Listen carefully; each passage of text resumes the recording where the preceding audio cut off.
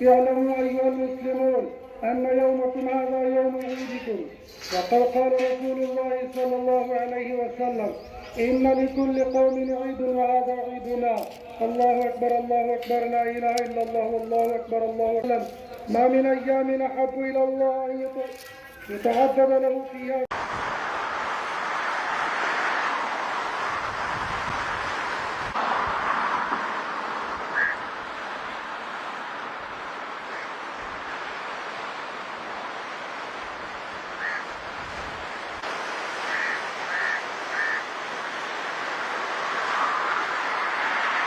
ബലിപെരുന്നാൾ നമസ്കാരത്തിലേക്ക് പ്രവേശിക്കുവാൻ പോവുകയാണ്. ഹനഫി മുസല്ലയിലുള്ള ബലിപെരുന്നാൾ നമസ്കാരമാണ് നാം നിർവഹിക്കുന്നത്. ബലിപെരുന്നാൾ നമസ്കാരം 2 റക്അത്ത് അല്ലാഹു തആലക്ക് വേണ്ടി ഇമാമോടുകൂടി ജമാഅത്തായിട്ട് നമസ്കരിക്കുന്നു എന്നാണ് നിയ്യത്ത് വെക്കേണ്ടത്. നിയ്യത്ത് വെച്ചതിന് ശേഷം തക്ബീറത്തുൽ ഇഹ്റാം. തക്ബീറത്തുൽ ഇഹ്റാമിന് ശേഷം ആദ്യത്തെ റക്അത്തിൽ സൂറത്തുൽ ഫാത്തിഹയും സൂറത്തും ഓതുന്നതിന്റെ മുമ്പ് 3 തക്ബീറാണുള്ളത്.